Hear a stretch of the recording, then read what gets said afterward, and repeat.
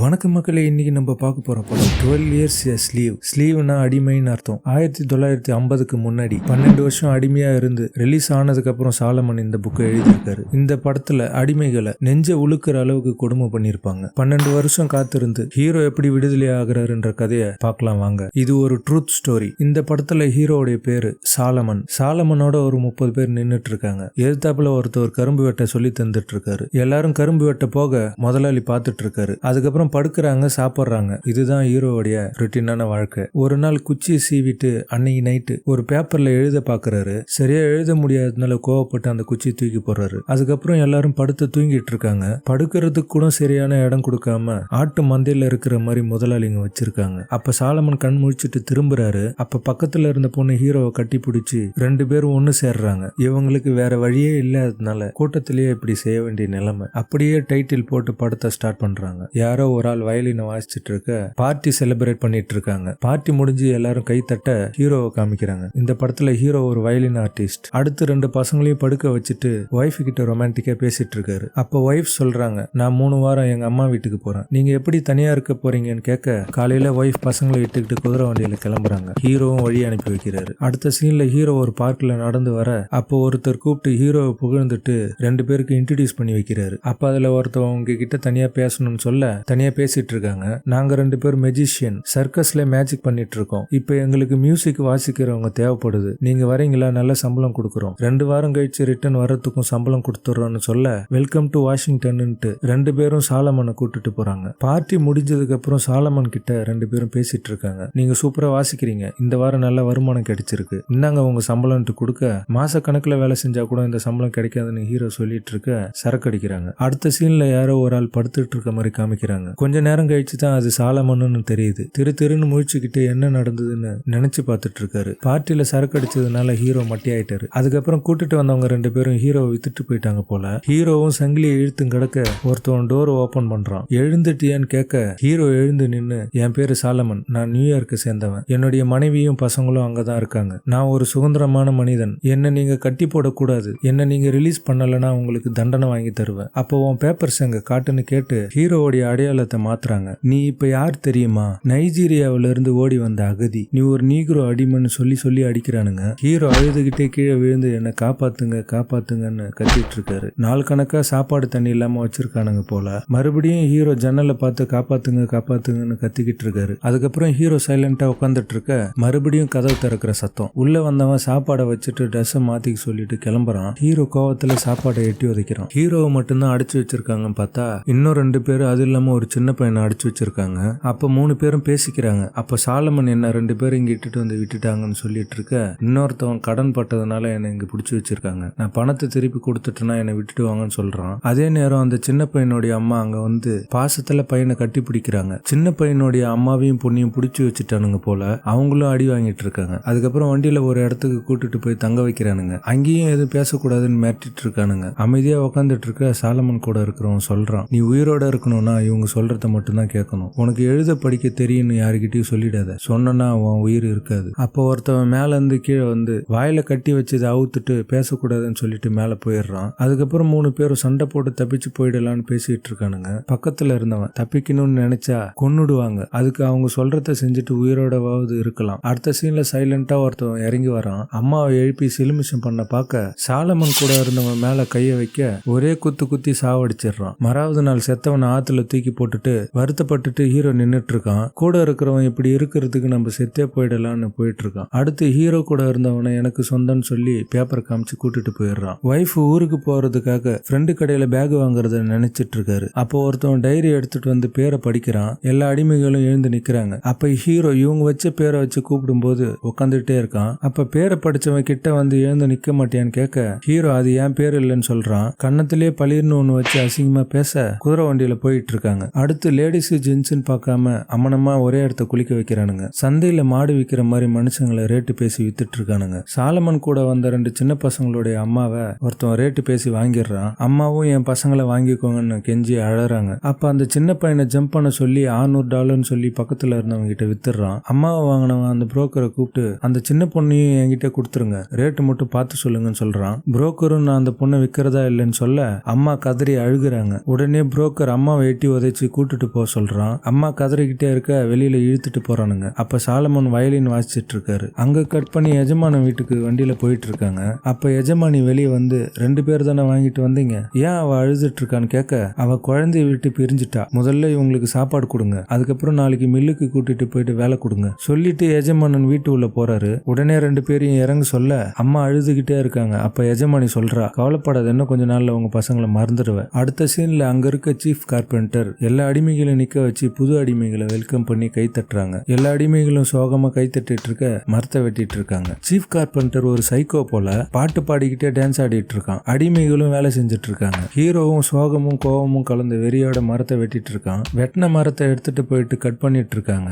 அப்ப துப்பாக்கி வச்சுக்கிட்டு ஒருத்தன் குதிரையில உட்காந்துட்டு இருக்கான். இங்க இருக்கிற அடிமைகள் தப்பிச்சு போறதுக்கு முடியாது போல, பாதுகாப்பும் பலமா இருக்கு. அடுத்து எஜமானன் பைபிள்ல இருக்க வசனத்தை படிச்சு போதனை பண்ணிட்டு இருக்காரு. அங்க கட் பண்ணி காலையில சாலமன் கக்கா போயிட்டு தண்ணியை பார்த்துட்டு இருக்காரு. அதுக்கப்புறம் எஜமான் கிட்டயும் சீஃப் கார்பெண்டர் கிட்டயும் பேசிட்டு இருக்கான். இங்க வெட்டுற மரத்தை தண்ணி வழியா எடுத்துட்டு போனா செலவு கம்மியா இருக்கும், சுலபமா எடுத்துட்டு போயிடலான்னு சொல்ல, சீஃப் கார்பெண்டர், நீ இன்ஜினியரா நீக்ரோவா, இவன் சொல்றதெல்லாம் கேட்காதீங்க எஜமான், இந்த ஐடியாவை நம்ம கிட்ட இருக்க இன்ஜினியர் எல்லாம் எப்போ சொல்லிட்டாங்க, தண்ணியில எடுத்துட்டு போறதுக்கு கஷ்டமா இருக்கும், அது இல்லாம இந்த ஓடை குறுகலா இருக்கு. உடனே ஹீரோ, நான் அங்க வேலை செஞ்சிருக்கேன் இங்க வேலை செஞ்சிருக்கேன்னு சொல்லிட்டு, இந்த ஓடை 10 இருந்து 12 அடி இருக்கும், இதை கொஞ்சம் சுத்தம் பண்ணிட்டேன்னா நம்ம ஈஸியா எடுத்துட்டு போயிடலான்னு சொல்ல, எஜமானரும் ஓகே சொல்லிட்டு போக சாலமனும் கூட போறான். சீஃப் கார்பெண்டர் மட்டும் பொறாமையா நின்னு பாத்துட்டு இருக்கான். அங்க கட் பண்ணி ஓடையை சுத்தம் பண்றத காமிக்கிறாங்க. ஹீரோவும் வெட்டின மரத்தை கட்டி ஓடையில போயிட்டு இருக்காரு. ஹீரோ கரைக்கு வரதை பார்த்துட்டு கை தட்டி வெல்கம் பண்ணிட்டு இருக்காங்க. ஹீரோவும் கங்கராச்சுலேஷன் சூப்பரா பண்ணிட்டேன்னு சொல்லிட்டு போக அடிமைகளும் பின்னாடியே போறாங்க.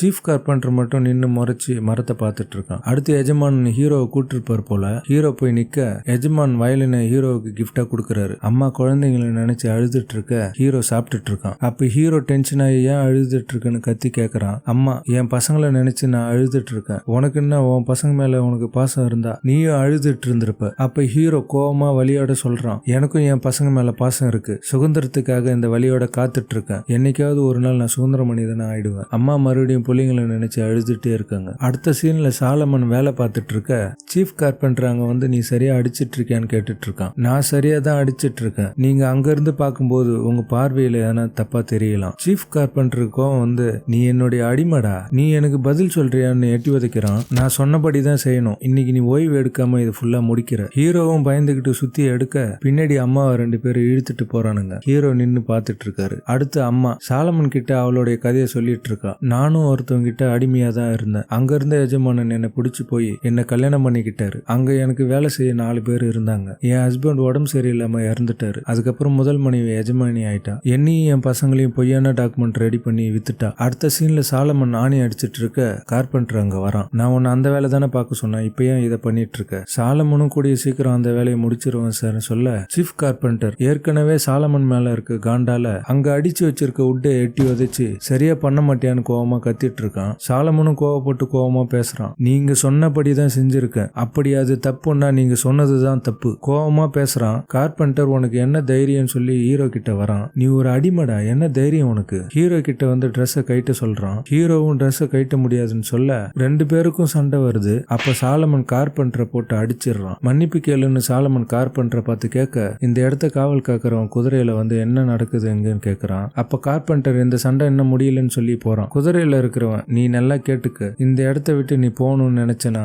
என்னால உன்னை காப்பாற்ற முடியாதுன்னு சொல்லி போறான். அதுக்கப்புறம் கோவமா ஹீரோ உட்காந்துட்டு இருக்க 3 பேர் குதிரையில வரானுங்க. அதுக்கப்புறம் சாலமன் கையை கட்டி போட்டு தூக்குல போடுறானுங்க. அதே சமயம் காவ காக்கிறவன் அங்க வந்து, ஜென்டில்மேன், நீங்க அவனை விடலனா நான் உங்களை கொன்னுடுவேன், நான் தான் இந்த இடத்தோடைய காவக்காரன், இந்த அடிமை ஃபோர்டுக்கு சொந்தமான அடிமை, இவன் செத்தானா ஃபோர்டுக்கு தான் நஷ்டம், நான் இருக்கிற வரைக்கும் இவனை கொல்ல விட மாட்டேன், இப்போ உங்களுக்கு உயிர் மேல ஆசை இருந்ததுன்னா இவனை விட்டுட்டு ஓடிடுங்க. சொல்லும் போதே 2 பேரும் ஓடிட்டானுங்க. கார்பெண்டர் மட்டும் நின்னு கத்திட்டு இருக்கான். காவக்காரன் துப்பாக்கி எடுத்து நீட்ட கார்பெண்டரும் பயந்துகிட்டு ஓடிடுறான். சாலமனும் கால் கட்ட விரல ஊனிக்கிட்டு தூக்குல தொங்கிட்டு இருக்கான். காவக்காரன் சால்மனை காப்பாத்தோன்னு பார்த்தா நின்னு பார்த்துட்டு ஃபோர்ட வர சொல்றேன்னு போயிட்டான். அங்க இருக்க அடிமைகளும் கண்டுக்காம வேலை செஞ்சுட்டு இருக்காங்க. மணிக்கணக்கா காலை ஊனிக்கிட்டு தொங்கிட்டு இருக்கான். அப்போ ஒரு அடிமை வந்து தண்ணி கொடுத்துட்டு காப்பாத்தாம போயிடுறாங்க. அங்க இருக்கிற காவக்காரனும் காப்பாத்தாம பார்த்துட்டு இருக்கான். எஜமானியும் பார்த்துட்டு போயிடுறாங்க. இவனும் ஒரு மனுஷன் தான் பார்க்காம மிருகத்தை விட கேவலமா நடந்துக்கிறாங்க.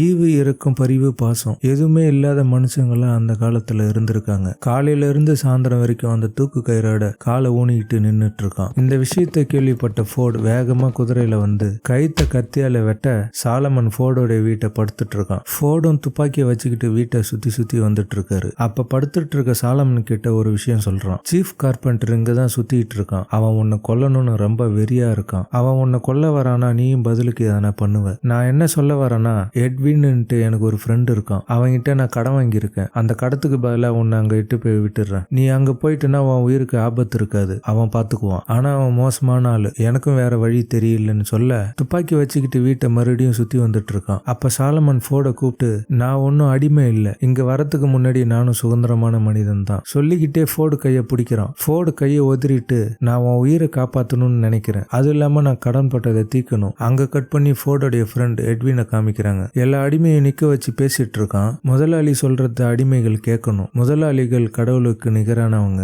அப்படி நாங்க சொல்றத நீங்க கேட்கலனா 100-150 சவுக்கடி விழும். இது நான் சொல்லல, கடவுள் பைபிள்ல எழுதி வச்சிருக்காரு. எட்வின் என்னமா புலிவிட்டு இருக்கான் பாருங்க. அப்ப சாலமனும் அந்த கூட்டத்தோட நின்னுட்டு இருக்கான். அடுத்து எல்லா அடிமைகளும் பருத்தியை பறிச்சிட்டு இருக்காங்க. பறிச்சிட்டு இருக்கும் போதே வேகமா பறிங்க அப்படின்னு சொல்லி சாட்டியால அடிக்கிறாங்க. அதுக்கப்புறம் அடிமைகளை பறிச்ச பருத்திய எடை போட்டு யார் யாரு எவ்வளவு பறிச்சிருக்காங்கன்னு பாத்துட்டு இருக்காங்க. இவ பேரு பேக்சி. இவ எவ்வளவு எடுத்திருக்கா தெரியுமா? 500 பவுண்ட். உங்களால ஏன் எடுக்க முடியலன்னு கேட்டு கம்மியா எடுத்து அவங்கள தனியா கூட்டிட்டு போறாங்க, அதுல ஹீரோவையும் சேர்த்து. பேக்சி அங்க கிடைக்கிற பொருளை வச்சு பொம்மையை செஞ்சு விளையாடிட்டு இருக்கா. அப்ப கூட்டு போனவங்க 2 பேரையும் சவுக்கால அடிச்சிட்டு இருக்காங்க. இங்க இது சகஜமான விஷயம் போல யாருமே அதை கண்டுக்காம இருக்காங்க. அதே சமயம் பேக்சி விளையாடிட்டு இருக்கிறத எஜமானி பார்த்துட்டு இருக்கா. அங்க கட் பண்ணி அடி வாங்கிட்டு ஹீரோ படுத்துட்டு இருக்கிறத காமிக்கிறாங்க. அதே சமயம் எட்வின் எஜமானன் அடிமைகள் இருக்கிற இடத்துக்கு வேகமா ஓடி வந்து, எல்லாரும் ஏந்துருங்க, நைட்டு ஃபுல்லா டான்ஸ் ஆட போறேன்னு சந்தோஷமா கத்தி பேசிட்டு இருக்கான். அப்ப சாலமனையும் வயலினை எடுத்துட்டு வர சொல்றான். அடுத்து எஜமானன் வீட்டுல எல்லாரும் டான்ஸ் ஆடிட்டு இருக்காங்க.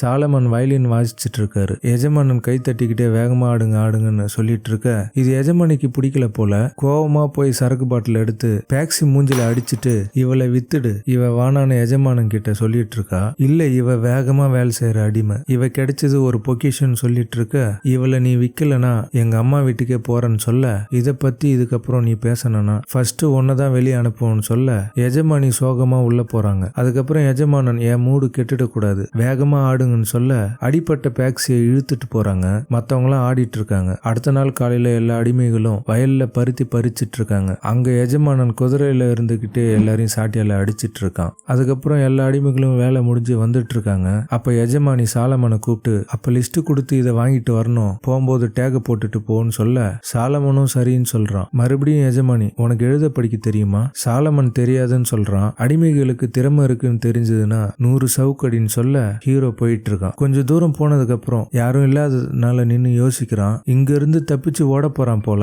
காட்டு வழியா ஓடிட்டு இருக்கான். வழி தெரியாம ஓடிட்டு இருக்க ஒரு இடத்த 10 பேர் நின்னுட்டு இருக்கானுங்க. அதை பார்த்துட்டு ஹீரோ அங்கே நின்னுறான். அங்க இருக்க ஒருத்தவன் ஹீரோவை கூப்பிட்டு கழுத்துல இருக்க டேக பார்த்து எங்க போறன்னு கேக்குறான். எங்க எஜமானி பக்கத்துல இருக்க கடைக்கு போய் வர சொன்னாங்கன்னு சொல்ல, கடைக்கு போயிட்டு திரும்ப அங்கேயே போயிடணும்னு சொல்றான். ஹீரோ பயந்துகிட்டே கிளம்ப அங்க இருக்க அடிமைகளை தூக்குல போடுறாங்க. கடைக்கு போயிட்டு பொருளை வாங்கிட்டு எஜமானி கிட்ட கொடுத்துட்டு போறான். எஜமானி சாலமன் போறதே பார்த்துட்டு இருக்காங்க. அடுத்து சாலமன் பக்கத்துல இருக்க எஜமானன் வீட்டுக்கு ஓடி வந்து, பேக்சி எஜமானன் உன்னை உடனே கூட்டிட்டு வர சொன்னாருன்னு சொல்ல, சண்டேனா நான் எங்க வேணாலும் போலான்னு பேக்சி சொல்லிட்டு இருக்கா. பக்கத்துல இருந்த கருப்பு எஜமானி, சாலமன் வா உட்காரு, டீ சாப்பிடுன்னு சொல்லி பேசிட்டு இருக்காங்க. நீ வேகமா போனாலும் உன்னுடைய எஜமானன் குறை சொல்லிட்டு தான் இருப்பாங்க. அதுக்கப்புறம் அவங்களுடைய சோகத்தை சொல்லிட்டு இருக்காங்க.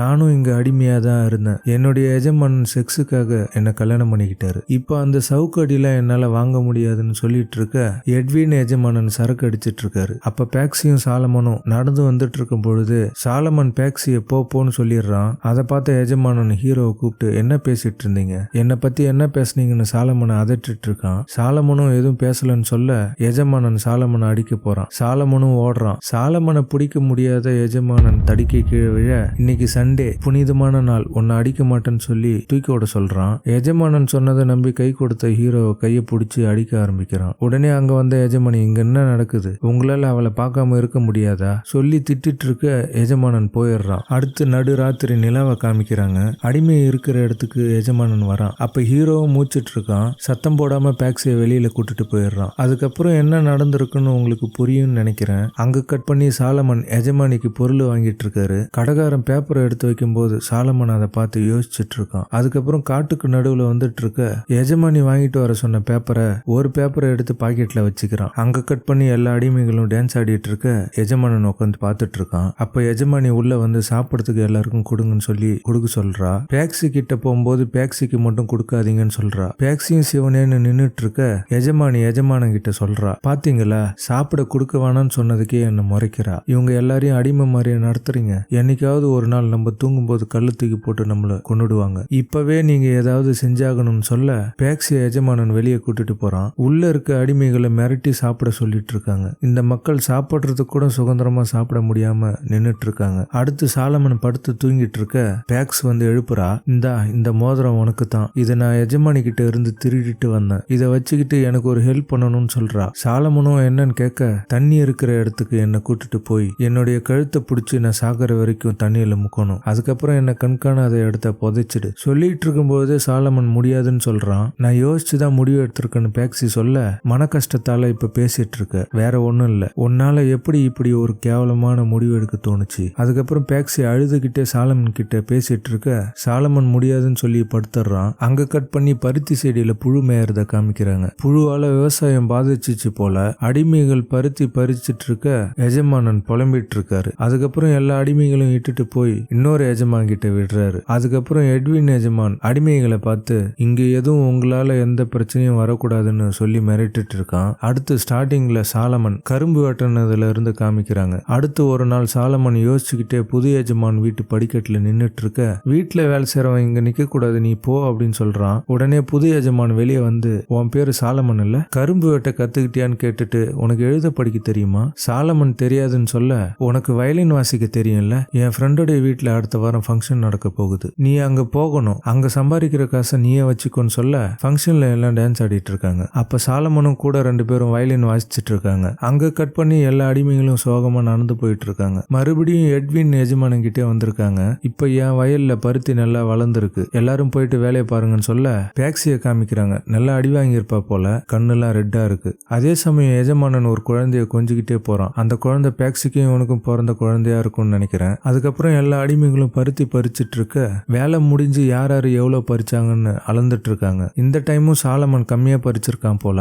எஜமானன் சவுக்கடி கொடுக்க சொல்றான். அதுக்கப்புறம் சாலமன் முதுகுல இருக்கிற காயத்துக்கு அங்க வேலை செய்ய வந்தவன் மருந்து போட்டுக்கிட்டே ஆறுதலா பேசிட்டு இருக்கான். அடிமைகளை நம்ம வேலை செய்யறதுனால எல்லா லாபமும் எஜமானுக்கு தான், நமக்கு உழைப்பு தான் மிச்சம். உடனே சாலமன் ஒரு காயினை காமிச்சு இது நான் வயலின் வாசிச்சதுக்காக எனக்கு கிடைச்ச சம்பளம், இதே போல இன்னும் நிறைய வச்சிருக்கேன், நான் எல்லாத்தையும் உங்ககிட்ட கொடுத்துட்றேன். ஆனா இதை வச்சுக்கிட்டு எனக்கு ஒரு உதவி பண்ணணும். உங்களால உதவி பண்ண முடியலன்னா நான் சொல்ற விஷயத்தை யாருக்கிட்டையும் சொல்லக்கூடாது. அவனும் சரின்னு சொல்றான். எனக்காக இந்த உதவி செஞ்சீங்கன்னா நான் சாவர வரைக்கும் உங்களை மறக்க மாட்டேன். நான் கொடுக்கற லெட்டரை பக்கத்துல இருக்க போஸ்ட் பாக்ஸ்ல போட்டுட்டு அந்த விஷயத்தை அதோட மறந்துடுங்க. உனக்காக என் உயிரை பணைய வச்சு இந்த விஷயத்தை செய்யறேன். இன்னும் 2 நாளுக்குள்ள நீ லெட்டர் எழுதி வச்சுக்கோன்னு சொல்ல சாலமனும் தேங்க்யூன்னு சொல்லி ஷேக்கன் பண்ணிட்டு கிளம்புறான். அதுக்கப்புறம் குச்சி சீவி அவன் வச்சிருக்க பேப்பர்ல லெட்டர் எழுதுறான். அப்படியே பிளாக் அவுட் ஆகுது. அதுக்கப்புறம் விளக்கு எடுத்துக்கிட்டு சாலமன் தூங்குற இடத்துக்கு எஜமானன் வரான். சாலமன் கிட்டயும் நடந்துகிட்டே பேசிட்டு இருக்கான். சாலமன் லெட்டர் போட போறத எஜமானு கிட்ட அவன் சொல்லிட்டான் போல.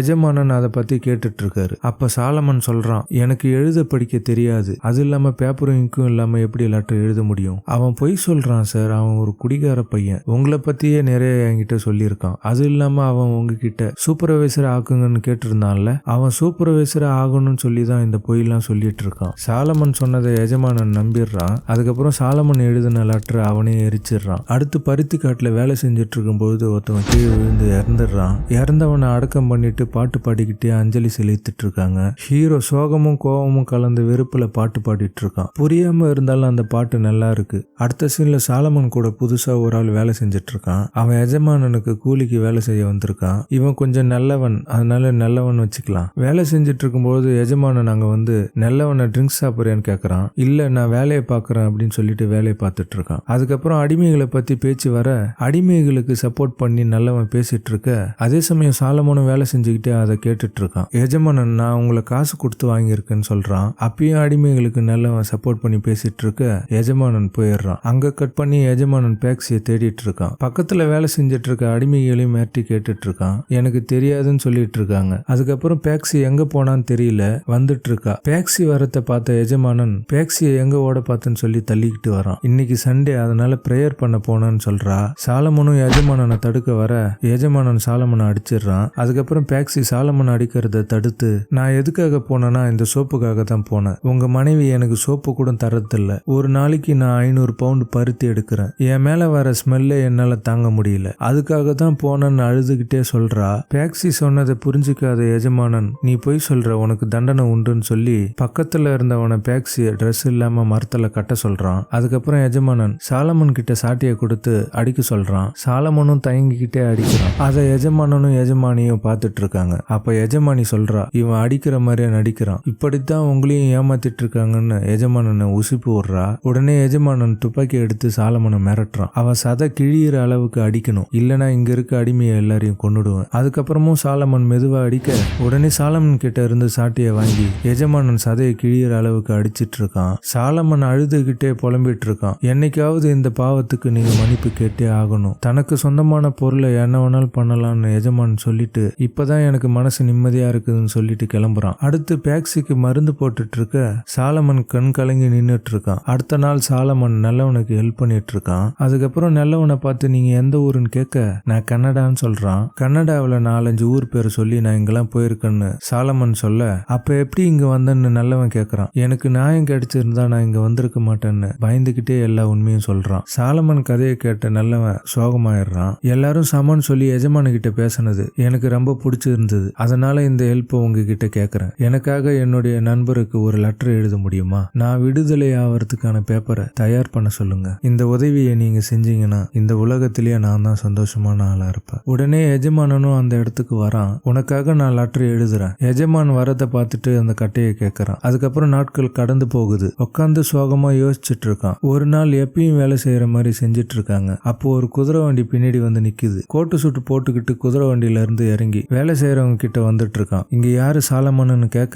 சாலமன் கை தூக்குறான். கோட்டு சூட்டு போட்டவன் இங்க வான்னு கூப்பிட குச்சியை வச்சுக்கிட்டு நடக்க முடியாம நடந்து வரான். கிட்ட வந்ததுக்கு அப்புறம் உன் பேரு தான் சாலமனா? அவரு உனக்கு தெரியுமான்னு கோட்டு சூட்டு போட்டவன் கேட்கறான். சாலமன் ஃப்ரெண்டும் அங்க நின்னுட்டு இருக்க பின்னாடியே எஜமானனும் பார்த்துட்டு நின்னுட்டு இருக்கான். அதுக்கப்புறம் சாலமன் மிஸ்டர் பார்க்குன்னு சொல்லி ஃப்ரெண்டை ஓடி வந்து கட்டிப்பிடிக்கிறான். எஜமானனும் இவன் எனக்கு சொந்தம்னு சொல்லி சண்டை போட்டுட்டு இருக்கான். எஜமானன் சொல்றத எதுவுமே கேட்காம பார்க் சாலமனை கூட்டிட்டு போயிட்டே இருக்கான். சாலமன் வண்டியில ஏற பார்க்க பேக்ஸ் வந்து அங்க நிக்கிறா. உடனே சாலமன் பேக்ஸை கட்டி பிடிச்சிட்டு எதுவுமே பேசாம கிளம்புறான். குதிரை வண்டியில போகும்போது சந்தோஷம் கலந்த சோகம் அவன் முகத்துல தெரியுது. அடுத்த சீன்ல சாலமன் கோட்டு சூட்டு போட்டுக்கிட்டு கதவு திறந்து உள்ள வராரு. மனைவி, பிள்ளைங்க, மருமகன், பேரன் எல்லாரும் நின்னுட்டு இருக்காங்க. பொண்ணு அழுதுகிட்டே கிட்ட வந்து அப்பாவை கட்டிப்பிடிச்சு அழுகுறா. அப்ப மருமகன் கிட்ட வர சாலமன் இது யாருன்னு கேக்குறாரு. அப்ப பொண்ணு ஹஸ்பண்டுன்னு சொல்றாங்க. அதுக்கப்புறம் பேர குழந்தைய கையில கொடுக்க அழுதுகிட்டே பேர குழந்தைய பேரை சொல்றாரு. அதுக்கப்புறம் எல்லாருமே அழுகுறாங்க. இந்த ட்ரூத் ஸ்டோரி உங்க மனசை வாட்டி வதைச்சிருக்கும்னு நான் நினைக்கிறேன். இது போல ஸ்டோரி உங்களுக்கு பார்க்கணும்னா மறக்காம லைக் பண்ணி சப்ஸ்கிரைப் பண்ணுங்க. நன்றி, வணக்கம்.